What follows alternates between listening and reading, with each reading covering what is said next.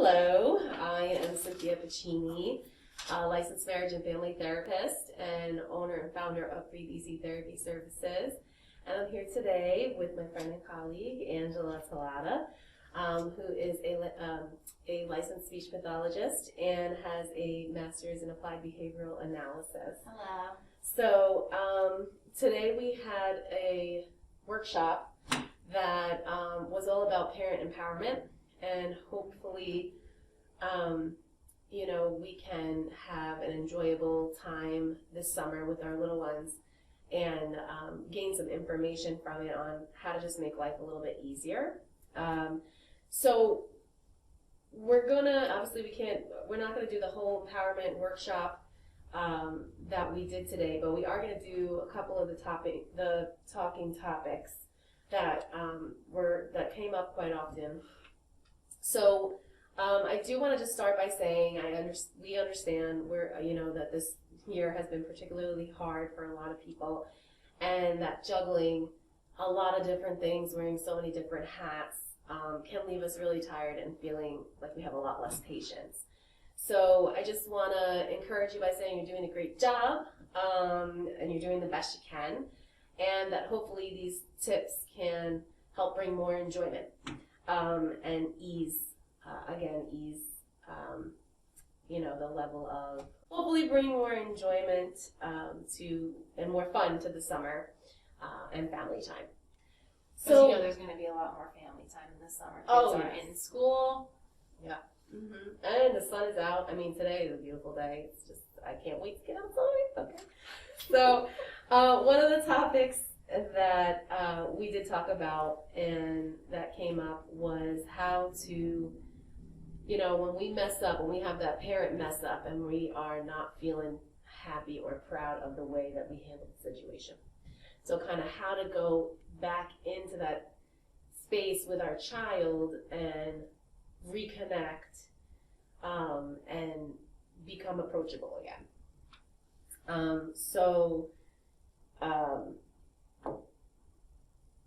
Regaining that confidence once you've lost control. And I like to give the example of, like, maybe you yelled a little bit, maybe you said something you didn't mean, things like that. Either way, it's something that you weren't proud of how the situation went down. First, it's okay. Parenting is not easy. Take a deep breath and take this as a moment that we can teach and model something for our child, as well as build that positive relationship. Did you have anything you want to add on that, Angela? No, just having your child know that it's okay to feel certain ways, to get angry, to feel frustrated. It's how I got that on number two. How you approach it afterwards. Yes, exactly. And that is number two. So modeling and how to approach it, exactly. You can sit beside them. I think it's important. We both agree, it's important to sit beside or stand a little higher than eye level, and you want to make sure that your child and you have eye contact. Thank you. Lost my train of thought there. Admit that you did not handle things the way you would have liked, and even you can even say, I'm sorry, I didn't do what I wanted to do at that time. I said something I shouldn't have said, or I said it in a way I shouldn't have. So that way, you're actually modeling accountability in a very simple, loving way. And your child understands, like Angela was saying, it's okay to mess up. I'm not perfect. And when I'm not perfect, I acknowledge it's not okay to hurt your feelings or do something that I know hurt you.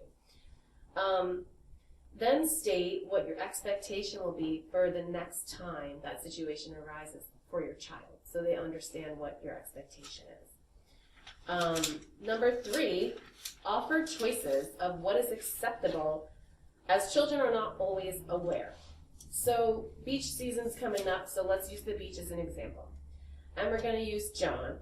So perhaps John's parents, they don't feel comfortable with him in the water by himself. Completely acceptable. John's a toddler or a young child, and he probably should not be in the ocean on his own. So it's a safety concern. So instead of don't go in the water, try, you can build a sandcastle, or you can play frisbee, or we have a beach ball. Give him other options. Give him other options. Exactly. I love that. So, and reaffirm that going in the water is saved only for when you're with one of us. So that he understands that he can do all these other things alone if he wants, but he cannot do this one alone. So you restated your expectation. Now I know quite a few of the parents that I've worked with are probably like, John's gonna flip out and throw food at the people sitting next to us at the beach. Okay, so that could, again, very well happen. So what you want to do in that case is if you see John throwing a tantrum, the one thing that you don't want to do is then take John to the water. Because that only reinforces that if John... The negative behavior. Exactly, the negative behavior we don't want. So if John throws a fit, that he's going to get what he wants. So I understand as parents it's embarrassing. Sometimes you feel embarrassed when your child is acting that way. And you want to really just stop the behavior as fast as you can because you're embarrassed. So taking John to the water is probably going to stop the behavior really fast. Exactly. But we want that, that fast, simple, quick fix. Yeah. But you have to put some work into it to get that positive back out of it. Exactly.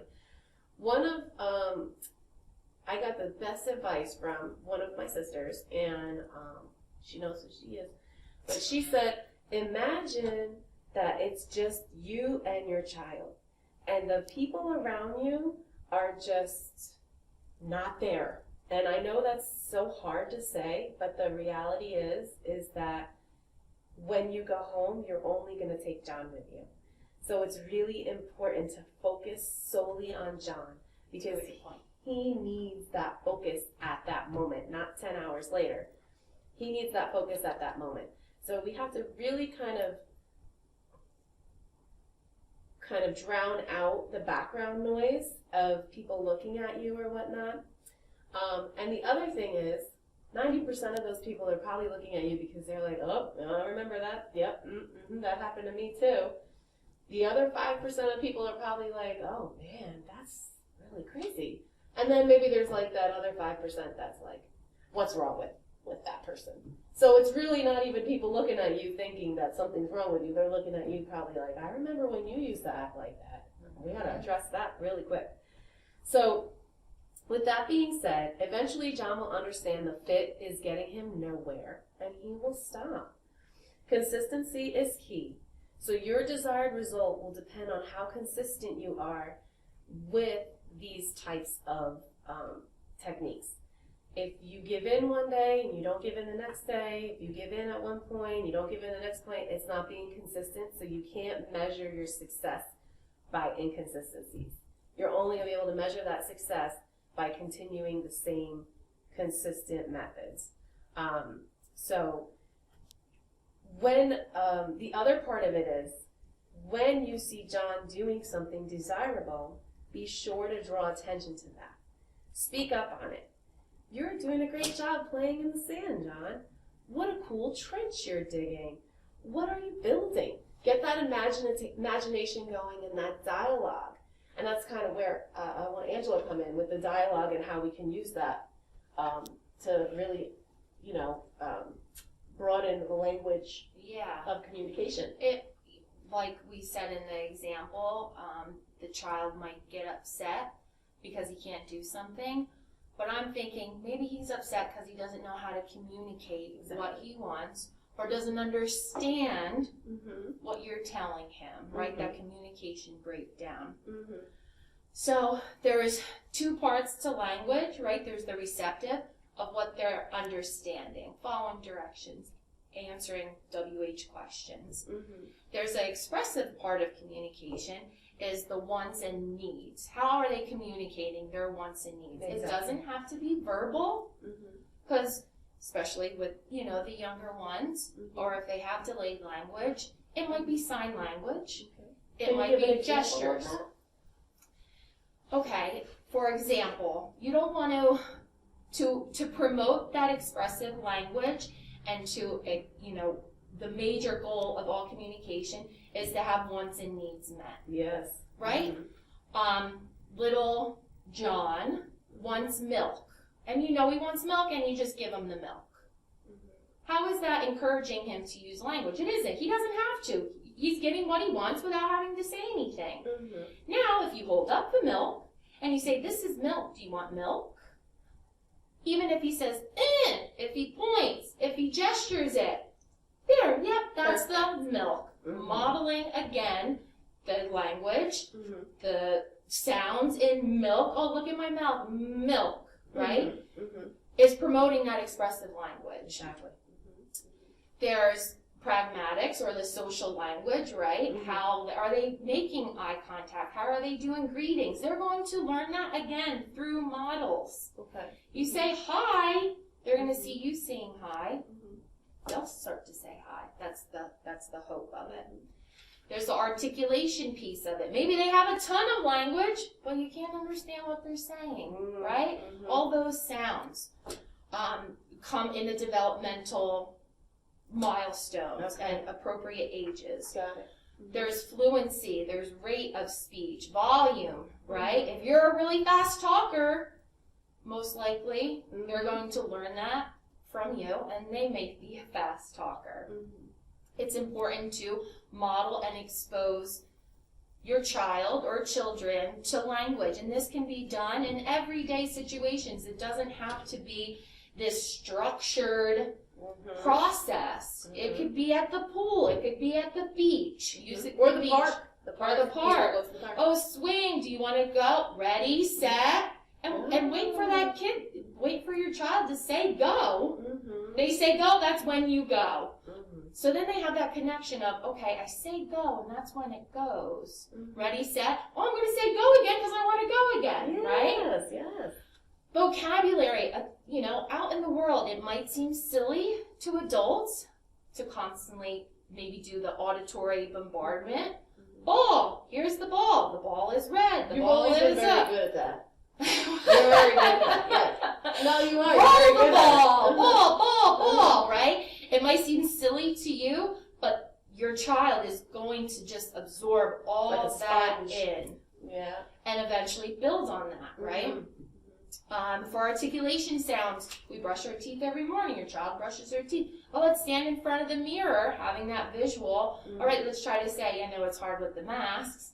The look at me. Now look at the mirror. Try it. Or whatever sounds he's having difficulty with. But that's what I actually want to talk about, too. We need to know the developmental milestones, right? Okay. How do we find this information? We can find it through coming to our workshop. Yes. Okay. And we have Fiji water here. We have hands out. Talking to your pediatrician is, That's a good one too, yeah. he'll probably have handouts. And if you have any concerns, you could always bring that up to him as well. We don't want our expectations to be too high. True. Oh, my child is 2 years old. They should be saying, sentences. Yes. Or, prepositions, and maybe that's not necessarily true. So you don't want the expectation to be too high. And then I like the example you give sometimes of the TH sound. Yeah, so articulation. Oh, my 3-year-old isn't saying the TH sound. Well, developmentally, that's not delayed until 8.5. So that sound might still be emerging, right? So you have to look at what sounds are developmentally appropriate and focus on those. If you hear that they're not making those sounds, if you look at developmental milestones in language and you're seeing that your child's not gesturing high, not making eye contact, maybe red flags, and that's when you could bring it up to your pediatrician. If your child is in school age, your school can help you with that and get evaluated. or you can go to private services, a private clinic, and receive speech language services. And there's a lot of help out there too. A lot of resources in the state of Pennsylvania. Yeah, and ask questions. CHOP has a lot of different things like that too.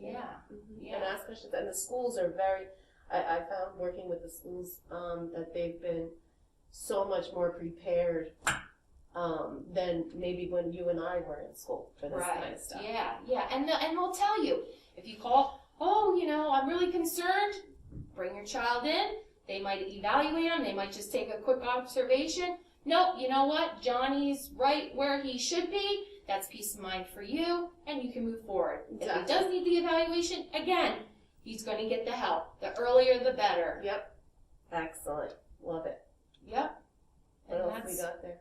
That's good? That's it, yeah. So I'm gonna provide a couple of handouts that may be for the season, since it's summertime. We'll probably spend a lot of time at the pool and at the beach. I love it. And kind of giving that target vocabulary, language activities that will have a lot of language, speech activities, and then your little person, I was going to say boy, can color them. And it just kind of gives some ideas and, resources. I love that.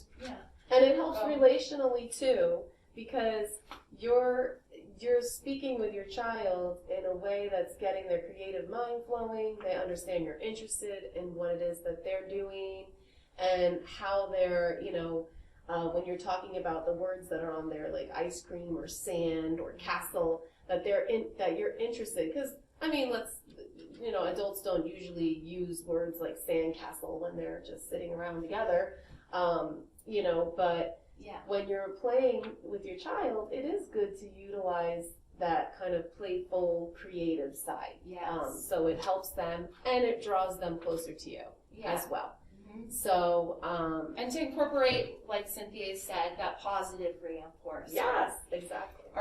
Is your child or you yourself, are you going to, like, if somebody says, no, that's not what you say, no, that's not the right sound, show them, model, and then when you hear them at least trying, oh, I love that you tried that sound. Exactly. Or, hey, you did make the M sound, that's great. Yes. And they're going to want to make it more, and they're going to want to try harder, rather than that negative, or yelling. Yeah.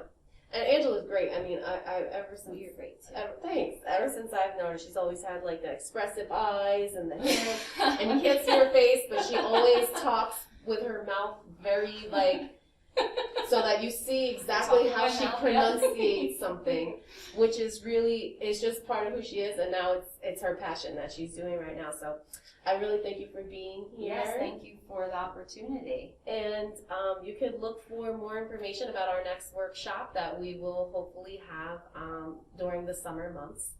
And we will upload that to the Facebook page, Breathe Easy Therapy Services. There is a Facebook page. You can like it there, and you can hear about the different events that we're hosting. You can also like this video and follow us on the YouTube channel as well. And if there's any questions or anything that you may have, you can, again, come to the next workshop, or you can watch this video. You can also reach out to, one of the resources that we talked about as well. I have a practice, so if someone was thinking about, doing any kind of therapy or anything like that, you can go to our website as well, breatheeasytherapyservices.com, and look up what we offer there as well. And Angela is, you currently work at a school. Yeah, I'm a school-based speech therapist, ages preschool to 8th grade. And then the school itself that you had said before is a great place to go to get any of your questions that you have need for. Right? Yeah, for sure. Okay, great. Well, thank you all, and have a great summer, and breathe easy.